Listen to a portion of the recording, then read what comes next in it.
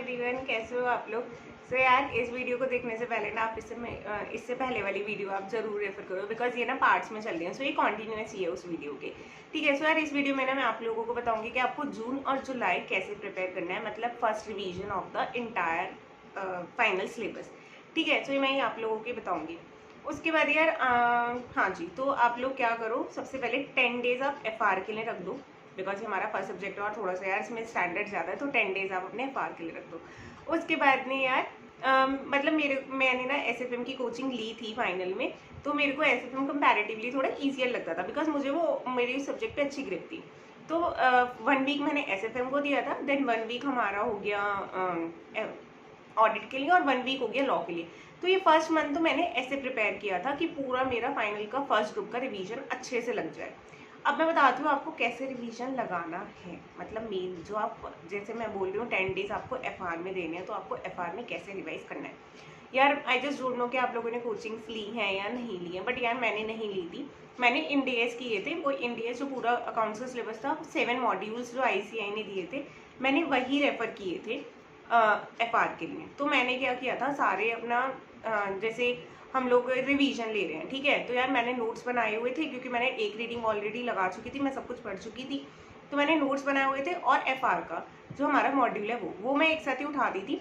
उसके बाद जो क्वेश्चंस इसमें प्रैक्टिकल क्वेश्चंस है, जो मुझे लग रहे हैं ठीक है, तो पढ़ने से ही हो जाएंगे, इसे मुझे करके देखने की जरूरत नहीं है। सो यार वो ठीक है, वो हो गया, वो मैंने पढ़ लिया, सब कुछ हो गया। उसके बाद मैंने नेक्स्ट जो हमारे क्वेश्चंस टिपिकल थे वो मैंने मार्क कर लिए कि यार ये तो मुझे सेकंड रिवीजन में भी देखने ही देखने हैं, बिकॉज ये थोड़े से टिपिकल है। तो इन क्वेश्चंस को मैं प्रैक्टिकली ना अपने रजिस्टर पे सॉल्व करके देखती थी, बिकॉज क्या होता है ना, अगर आपने कोई क्वेश्चन सॉल्व कर लिया, तो अब जब आप सेकंड रिवीजन में ना अपने सॉल्यूशन से पढ़ोगे, तो वो आपको कंपैरेटिवली ईजियर लगेगा रादर देन जो हमारा बुक में सॉल्व है, जो ICAI के मॉड्यूल में सॉल्व है। ठीक है। तो ये हमारा FR की स्ट्रैटेजी हो गई। इसके बाद मैंने अपने सारे 7 मॉड्यूल्स इसी वे में कवर कर लिए। ठीक है, ये मेरा 1 वीक में हो गया था। उसके बाद मेरे पास 3 डेज बचे थे, क्योंकि मैं बोल रही हूँ 10 डेज मैंने FR को दिए थे। तो यार मैंने ना उसमें क्या करा, जो हमारा प्रीवियस ईयर पेपर थे, सारे पेपर्स उठाए, सब कुछ किया, देखा कि भाई कौन से क्वेश्चन हैं जो मैं ऑलरेडी बुक्स में कवर कर चुकी हूँ और क्या रह गया है। कुछ रह गया है तो यार उसको मैंने मार्क कर लिया, उसको अपने रजिस्टर में नोट कर लिया कि यार ठीक है, ये भी मुझे करना है, और मैं हैंड टू हैंड कर लेती थी सारे। और यार प्रीवियस ईयर पेपर ना आप लोगों को ना एक कट ऑफ डालना पड़ेगा कि आप कहाँ से रेफर कर रहे हो। मैंने पास 10 ईयर पेपर, 10 अटेम्प्ट्स वाले जो पेपर थे वो देखे थे। आपको एक कट ऑफ लेना पड़ेगा कि आप कितने अटेम्प्ट्स का पेपर, पास्ट पेपर देख रहे हो। ठीक है। और पास्ट पेपर ने यार हेल्प करते हैं, कई बार क्वेश्चन से वहाँ से उठ कर आ जाते हैं, तो यार आप लोगों को पास्ट पेपर तो ज़रूर ही देखने चाहिए। ठीक है। और यार मॉक टेस्ट पेपर, सो वही मॉक टेस्ट में भी, पेपर में भी आपको ना कट ऑफ लगाना पड़ेगा कि आप कहाँ से देख लो। मैं यार यही प्रेफर सजेस्ट करूँगी आप लोगों को कि ना लास्ट 10 अटेम्प्ट्स के देखो, मतलब वो मोर देन इनफ है। और यार न्यू कोर्स में तो आपको पास 10 अटेम्प्ट्स के तो नहीं मिलेंगे, बट स्टिल आप ना जैसे FR में तो नहीं, बिकॉज पहले AS है, अब इंडियस हो गए, तो मतलब बेकार ही है यार देखना। तो यार SFM का आप देख लो, पास 10 अटेम्प्ट्स का, ऑडिट में देख लो, लॉ में देख लो, कॉस्टिंग में मत देखना, कॉस्टिंग में पूरा सिलेबस चेंज हो गया है। DT में देख सकते हो आप, IDT में भी मत देखना। ठीक है। तो यार आप देखो, या अगर जैसे FR में तो हमारा नवंबर मई 18 से हमारा न्यू कोर्स एप्लीकेबल हुआ था ना, तो मई 18 से आप सारे पेपर्स एक बार ही देख लो। अगर आपके क्वेश्चंस ऑलरेडी आ चुके हैं जो आप मतलब मॉड्यूल कर रहे हो, तो ठीक है, अदरवाइज उनको मार्क कर लो और वो भी कर लो। यार क्या ही जा रहा है पास्ट पेपर्स को सॉल्व करने में, पास्ट पेपर्स भी देख लो, क्या पता वही क्वेश्चन आ जाए। ठीक है। और यार जिन लोगों ने कोचिंग्स ली है ना, तो यार उन लोगों के तो नोट्स ऑलरेडी बने हुए ही होंगे, तो आप लोग ना क्या करो कि आपने अपने कोचिंग की बुक्स अपनी सॉल्व कर लो। उसके बाद में आप लोगों को ना ये ज़रूर सजेस्ट करूँगी कि यार एक बारी आप, क्योंकि हमें कोचिंग्स में कह देते हैं कि ICAI का सारा मटेरियल ना हमने अपनी बुक्स में कवर कर लिया है, बट यार बहुत सारे क्वेश्चंस होते हैं जो छूट जाते हैं। और यार मुझे कोचिंग वालों की ना एक बात बिल्कुल समझ नहीं आती, वो लोग प्रैक्टिस में इतने सारे क्वेश्चन डाल देते हैं जो मतलब नीड भी नहीं है यार उन क्वेश्चन की, तो ICAI की बुक में वो है भी नहीं, और हमारा सारा टाइम ना वेस्ट हो जाता है सिर्फ प्रैक्टिस क्वेश्चन को सॉल्व करने में। तो यार पहले उन क्वेश्चंस को कराओ ना जो ICAI ने हमें दे रखे हैं, एटलीस्ट वो तो हमारे प्रिपेयर हो जाए, उसके बाद हम प्रैक्टिस क्वेश्चंस पे आएंगे।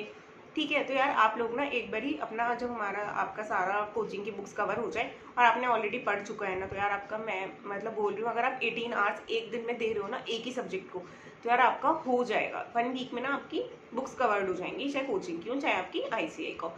तो यार जो लोग कोचिंग कर रहे हैं ना, तो कोचिंग के बाद ना आईसीआई का मटेरियल ज़रूर ज़रूर उठाना और देखना कि आपने, क्योंकि आप सारा कुछ रिवाइज कर चुके हो तो आपको ज़्यादा टाइम नहीं लगेगा।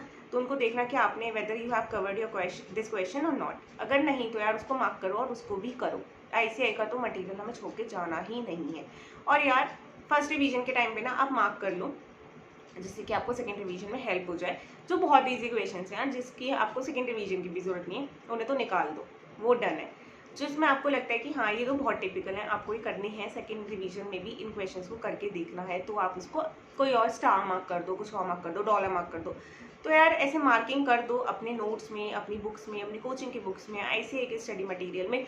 और यार मैं पता है क्या करती थी, जैसे मेरे को मैं ना साथ साथ नोट्स बनाती थी। तो यार जैसे किसी भी चैप्टर में फॉर्मुलेज है तो मैं उसका एक मतलब नोट्स बनाती थी। मतलब वो रजिस्टर मेरा ये था कि मेरे को, चाहे मैं कोई भी सब्जेक्ट उस टाइम पढ़ रही हूँ, पर मुझे इनिशियल जो 1 आवर है after waking up in the morning, तो मेरे को ना यार वो रजिस्टर पूरा अच्छे से रेफर करना होता था। मतलब सब कुछ मैं उसमें से पढ़ूँ, सब कुछ मैं उसमें से एक बारी ना देखूँ, तो यार मेरे को फॉर्मुलेज वहाँ से याद हो जाते थे। क्यों फॉर्मुलेज नहीं याद होंगे तो यार क्वेश्चन तो फिर निकल ही नहीं सकते। तो यार ये बहुत इंपॉर्टेंट था कि आप ना ऐसे नोट्स बना लो जो आपको डेली मॉर्निंग में हमें देखने ही देखने हैं, हर सब्जेक्ट का। तो एक वो मॉर्निंग रजिस्टर टाइप करके मैंने लिखा था। तो यार इसको वो वहाँ से नोट्स ऐड ऑन क्लब करती रहती थी मैं, ठीक है। अब एफ आर के बाद एसएफएम, सब कुछ ऐड ऑन हो जाता था, ठीक है। तो ये हो गई हमारी एफआर की। एफआर में आपको, अगर आप कोचिंग कर रहे हैं तो कोचिंग की बुक्स प्लस आईसीआई का एक बार स्टडी में रेफर कर लेना कि ना आपने सारे क्वेश्चंस उठा लिए हैं नहीं, अगर नहीं करें तो मार्क कर लो। उसके बाद प्रीवियस ईयर पेपर्स हो गए, प्रीवियस ईयर में जितने आपका न्यू कोर्स में आए हैं वो सारे मॉक टेस्ट पेपर्स हो गए।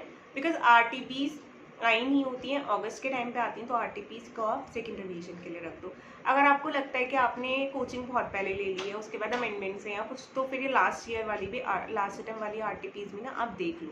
अगर आपको लगता है आप अपडेटेड मटेरियल ही रेफर कर रहे हो, तो फिर लास्ट अटेम्प्ट की आरटीपी में टाइम वेस्ट करने की जरूरत नहीं, ठीक है। तो यहाँ पर आपको ना एफआर का अपना पूरा तैयार हो जाएगा। उसके बाद ना लास्ट डे में भी ना मे बी लास्ट 2 आवर्स और 3 आवर्स, सिर्फ लास्ट 2 और 3 आवर्स को ना थोड़ा सा मतलब खाली छोड़ देना, वो हमें चाहिए। वो इसलिए चाहिए कि ना आप सारा मटेरियल एक बार ही देख लो। पढ़ना कुछ नहीं है, बिकॉज 2-3 आवर्स में तो ऑब्वियसली सारा मटेरियल नहीं हो पाएगा। तो लास्ट 2-3 आवर्स में आप सारा मटेरियल एक बार ही देख लो, ठीक है, when you have covered. Because यार मेरे केस में क्या होता था, अगर मैं पेज पलटती थी ना तो मेरे में वो कॉन्फिडेंस आ जाता था कि हाँ यार मैंने सब कुछ कंप्लीट कर लिया, एफआर तो मेरा डन है, मतलब एफआर तो बिंदास सब कुछ हो गया एफआर में। तो आप ऐसे लास्ट 2 और 3 आवर्स अपना रख दो। और यार लास्ट 2-3 आवर्स में ना मैं क्या करती थी, जैसे मॉड्यूल 1 है, मॉड्यूल 1 का जो फर्स्ट पेज था ना, मतलब यार कहीं भी कर लो, ये तो यार रजिस्टर के किसी पेज पे कहीं भी कुछ, तो मैंने वहाँ पे मार्क कर लेती थी मुझे ये पढ़ना है। एफआर अगर है, एफआर सब्जेक्ट, तो मुझे ये सिर्फ पढ़ना है और मुझे इसके अलावा कोई भी बुक रेफर नहीं करनी। बिकॉज जब मैंने बहुत लोगों को देखा है, जब वो एग्जाम्स के पहले दिन ना इस चीज़ में स्ट्रगल कर रहे होते हैं, यार इस बुक से पढ़ना है या इस बुक से पढ़ना है, तो मैंने वो भी नोट्स बना लिए थे कि मुझे एफआर के पेपर में ये इतना ही पढ़ना है, बस मुझे इसके बाहर मुझे नहीं जाना। मतलब आपको ना अपने रिसोर्सेज भी लिमिटेड उतना रखना होगा। ये नहीं कि आप ले रहे हो प्रवीण शर्मा सर से कोचिंग और आप प्रवीण जिंदल सर की कोचिंग भी आप जो बुक्स हैं वो आप रेफर कर रहे हो। तो यार पेपर से पहले पता नहीं यार लोग इतना क्यों कंफ्यूज हो जाते हैं कि आपको ये वाला मटेरियल पढ़ना है। यार ये तो हम लोगों ने रिवीजन के टाइम पे देखना है ना कि आपको क्या करना है। तो यार ये हो गया, मतलब आपको अपना एक रिसोर्स बना लो कि हमारे ये रिसोर्स, मतलब बेसिकली रिसोर्स का एक हमारा फॉर्मेट कि हमने ये रिसोर्स देखना है। ये तो रही एफआर की बात। अब ये आ जाते हैं हम एसएफएम पे। सिंस मेरी एसएफएम पे ग्रिप अच्छी थी, आप लोगों की मे बी एफआर में अच्छी होती है, यार आपका एफआर 1 वीक में हो जाएगा। मतलब इन ऑल आपका 1 मंथ में एक ग्रुप आराम से मतलब रिवाइज हो जाएगा, अगर आप 18 आवर्स 19 आवर्स अपनी स्टडीज़ में दे रहे हैं, qualitative hours. I am not saying quantitative. ये नहीं कि आप जस्ट बुक खोल के बैठे हैं और फ़ोन चला रहे हैं, नहीं यार। 6 मंथ्स के लिए तो ब्रेक ले लो यार, फ़ोन से भी सब कुछ, हर चीज़ से आप ब्रेक ले लो, ठीक है। उसके बाद हम एसएफएम पे आते हैं। मैंने एसएफएम में क्या किया, एसएफएम में सिंस मैंने कोचिंग्स करी थी तो मैंने सारे अपनी कोचिंग की बुक रेफर करी, सारे क्वेश्चन देखी, सब कुछ देखा।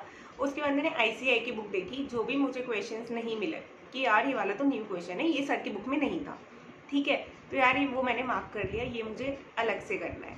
फिर उसके बाद ये हो गया, ICAI की बुक्स हो गई, सर का कोचिंग मटेरियल हो गया। सेम इसमें भी यार मैं प्रीवियस पेपर पे गई थी।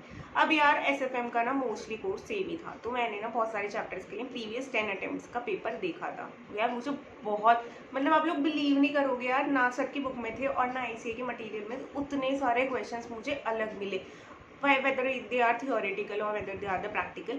मतलब बहुत सारे क्वेश्चन है जो मुझे डिफरेंट मिले यार, और उनमें से यार एक क्वेश्चन ना मेरे अटेम्प्ट में आया भी था। तो यार मैंने ना प्रीवियस 10 ईयर का अटेम्प्ट्स के देखे थे, मॉक टेस्ट पेपर्स देखे थे, सब कुछ देखा था। ठीक है, उसके बाद क्या करा था, हाँ जी, तो यार SFM में ना इतने सारे फॉर्मूलेज थे, हर चैप्टर के अलग फॉर्मूले। तो मैंने वही अपना जो मॉर्निंग वाला रजिस्टर था उसमें मैंने SFM के नोट्स बना लिए, फॉर्मूले। और यार जो थ्योरी थी ना वो मैंने निमोनिक्स से याद करी थी, तो मैंने उसके निमोनिक्स भी लिख लिए थे। फॉर एग्जाम्पल, हाँ, कोई भी आपका क्वेश्चन है, उसके आपके पॉइंट्स हैं, 7 पॉइंट्स हैं, और वो first point start from the M, then second from the B, third from the I, then 7 from the L। मतलब ऐसे आपका स्टार्ट हो रहा है, making own opportunities and something ऐसे करके है। तो यार उनका जो निमोनिक जो फर्स्ट इनिशियल है वो मेरा, मतलब अगर मैंने उसको थोड़ा सा माइंड लगाया तो वो मोबाइल बन गया, MOBILE। तो ये मेरा निमोनिक्स हो गया। तो मैंने लिख लिया कि ठीक है, इफ अगर ये आता है कि importance of the strategic investment and strategic management, तो यार इसका निमोनिक तो मोबाइल है। तो मैं ये भी मैंने अपने मॉर्निंग रजिस्टर में मेंशन कर लिया कि यार ठीक है ये मुझे पढ़ना है। तो यार सुबह सुबह जब मैं उठती थी ना तो मेरे पास यही होता था कि ये सारे फॉर्मूलेस एक बार सब देखती थी, उसके बाद निमोनिक्स हो गए कि हर चैप्टर के अलग अलग निमोनिक्स थे। तो यार मेरे को थ्योरीज वहाँ से याद हो गई थी, मतलब मुझे ना पॉइंटर्स याद हो गए थे, और पॉइंटर्स याद हो जाए तो यार अंदर का तो हम लोग खुद भी लिख सकते हैं, ऐसा कुछ ज़्यादा ही कोई वो बड़ा काम नहीं है। ठीक है, सो ये हो गई हमारी SFM की प्रिपरेशन। नेक्स्ट आते हैं हम लोग ऑडिट पे। ऑडिट में मैंने 1 वीक दिया था, 1 वीक हम SFM को, 1 वीक ऑडिट को, 1 वीक हमारा लॉ को, तो कंपैरेटिवली वो पूरा कंबाइन करके मेरा 1 मंथ में डन हो गया था। ठीक है, और हाँ यार SFM का ना मैंने क्या किया, वही जैसे FR में किया था ना, लास्ट 2-3 आवर्स बचा लिए, जो लास्ट वीक हमारा जो एक लास्ट डे रह गया SFM का, उसे मैंने 2-3 आवर्स बचा लिए। उसमें मैंने यही किया, सारे एक बारी पेजेस देख लिए, हाँ ठीक है सब कुछ डन है, सब कुछ डन। मतलब मेरे को ना यार उस मैं मुझे पता है यार उसका कोई वर्थ नहीं है जो मैं बता रही हूँ ये वाली बात कि पेज पलट के देख लो, बट मेरे को ना माइंड में एक कॉन्फिडेंस आ जाता था कि ठीक है यार ये सब्जेक्ट तो मैंने सब कुछ कवर कर लिया, अब इस सब्जेक्ट में मेरे लिए कुछ नहीं बचा, मतलब मैंने तो सब कुछ कर लिया, इसमें अब कुछ नहीं है, अब सब कुछ डन है। तो यार यहाँ से मुझे वो कॉन्फिडेंस मिल जाता था। मे बी यार आप लोग करोगे तो आप लोगों को भी मिल जाए, अगर आपको थोड़ा सा ये ऐसे ही लग रही है एक्सरसाइज तो आप लोग छोड़ सकते हो उसे, बट यार एक माइंड में कॉन्फिडेंस आना बहुत ज़रूरी होता है। और इसमें भी मैंने रिसोर्स फॉर्मेट बना लिया था कि यार ठीक है, मुझे जब मैं सेकेंड रिवीजन लगाऊंगी तो मुझे ये सब्जेक्ट, मतलब ये बुक्स रेफर करनी है। और यार कुछ पेजेस पे तो फॉर एग्जाम्पल जैसे प्रैक्टिस मैनुअल में सिर्फ 4 पेजेस में मुझे क्वेश्चंस मिले जो अलग थे। ठीक है, और मैंने ओल्ड कोर्स का प्रैक्टिस मैनुअल रेफर किया था गाइज, मतलब बहुत सारे क्वेश्चन थे जो न्यू में नहीं थे, अब तो आ गए हैं न्यू में भी, बट उस टाइम नहीं थे। तो मैंने ओल्ड कोर्स का, तो यार 4 पेजेस पे, तो यार मैंने क्या करा ना, क्यों टाइम वेस्ट करना पेज पलटने में जब हम सेकंड रिवीजन लगाएंगे। तो मैंने प्रैक्टिस मैनुअल के फर्स्ट पेज पे ही ना वो पेज नंबर से मेंशन कर लिया कि भाई इन पेजेस पे पढ़ना है और मुझे कोई पेज नहीं देखना। तो यार बहुत टाइम वेस्ट, मतलब बहुत टाइम सेव हो जाता है अगर आप रिसोर्स का, एक लिमिटेड रिसोर्स का फॉर्मेट बना लो। ठीक है, नेक्स्ट हम आते हैं फिर ऑडिट पे। ऑडिट में मैंने यार ऑडिट वाली वीडियो में बताया था कि how to prepare audit without coaching, आप वो वीडियो रेफर कर सकते हो। तो मैंने क्या किया था, वही सब कुछ सूर्यवंशल मैम की बुक, बट सूर्यवंशल मैम की बुक से ना मैंने कुछ भी रिवीजन में नहीं लिया, बिकॉज मैंने वो सिर्फ अंडरस्टैंडिंग पर्पज के लिए लिया था कि अगर मैं लेमन लैंग्वेज में कुछ समझना चाहूँ तो मैं उनकी रेफर करूँ, तो मैंने वो रिवीजन में इंक्लूड नहीं की। उसके बाद मैंने ICAI का मटेरियल हो गया फर्स्ट पॉइंट, सेकेंड पॉइंट हमारा प्रैक्टिस मैनुअल हो गया, थर्ड पॉइंट ये सब करने के बाद ना यार उसके बाद वही पास्ट ईयर पेपर्स उठाए, past year mock test papers उठाए, ये सब कुछ किया। उसके बाद आपको अगर लगता है यार कि, और हाँ यार थ्योरी वाले सब्जेक्ट्स में ना मैं आप लोगों को सजेस्ट करूँगी कि आप लोग लिख के आप उसकी प्रैक्टिस करें, सिर्फ पढ़ने से कुछ नहीं होगा। जैसे हमने FR में SFM में टिपिकल क्वेश्चंस को सॉल्व करके देखा था ना, वैसे ही आप ऑडिट में लिख के तैयारी करो यार, एटलीस्ट। तो यार आप चैप्टर देख लो, चैप्टर में से आपको 1-2 क्वेश्चन लिखने मतलब मैं वो लिखती थी। आपने पढ़ा, सब कुछ किया, आप उन 2 क्वेश्चन को फिर लिख के देखो, आप बिलीव करोगे कि यार जितना हम पढ़ रहे हैं ना उतना हम लिख नहीं पा रहे, बहुत कम उसका लिख पाते हैं, उसका बहुत कम %। तो यार आप लोग लिख के तैयारी करो। क्योंकि यार ऑडिट है, ऑडिट में 1 हफ्ते में तो पढ़ तो यार 4 दिन में ही लोगे आप, बट उसको जब तक लिख लिख के नहीं देखोगे ना तब तक नहीं बात बनेगी।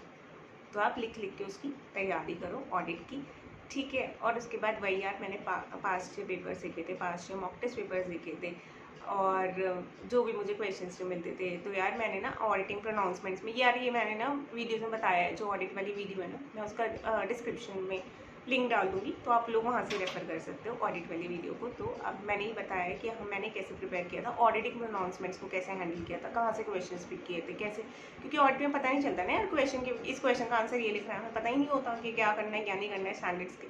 तो मैंने उस वीडियो में बताया था, तो आप वहाँ से डिटेल वीडियो देख सकते हो। यहाँ पे सिर्फ मैं एक प्रिपरेशन स्ट्रेटेजी बता सकती हूँ कि मैंने ऐसे ऐसे किया था। तो यार 1 वीक वही हो गया, इसमें मैंने रिसोर्स फॉर्मेट बनाया, सब कुछ सेम करा। इसके बाद हम लोग आते हैं लॉ पे।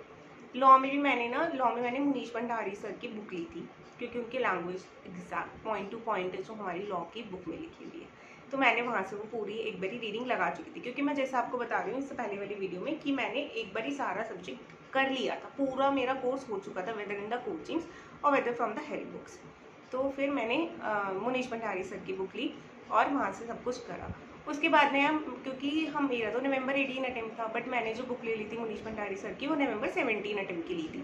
तो यार बहुत सारे सेक्शंस ना एड ऑन थे जो मेरी बुक में नहीं थे, जो मेरे पास थे वो बुक में नहीं थे, तो मैंने वो मार्क कर लिए हमारे ICI के मटेरियल में। और भी जो मुझे एडिशनल मिला ICI वाला मटेरियल में, तो मैंने वो सब मार्क कर लिया अपना ICI वाले मटेरियल ना, वहाँ से वो रेफर किया। सेम यार इसमें भी मैं पास्ट पेपर देखा था, पास्ट मॉक टेस्ट पेपर देखा था, सब कुछ प्रिपेयर कर लिया था। एंड में मतलब मेरे पास ना, जब मैं 30 जून को ना, मतलब मेरा सब कुछ कवर था। फर्स्ट ग्रुप तो मेरा इतना बढ़िया से रिवाइज था ना कि मैं बता नहीं सकती। सब कुछ मतलब मैंने ना अपने आप को लिमिटेड भी कर लिया था कि मुझे यही रिसोर्स रेफर करना है, तो मेरा सब कुछ यहाँ पे डन हो गया था, ठीक है। सो यार मैं नेक्स्ट वाली वीडियो में ना आप लोगों को बताऊंगी कि आपको सेकंड ग्रुप की प्रिपरेशन कैसे करनी है। फॉर एग्जांपल इन जुलाई में आपको सेकंड ग्रुप की प्रिपरेशन कैसे करनी है। और जुलाई तो यार बहुत है, मतलब 3 सब्जेक्ट्स हैं।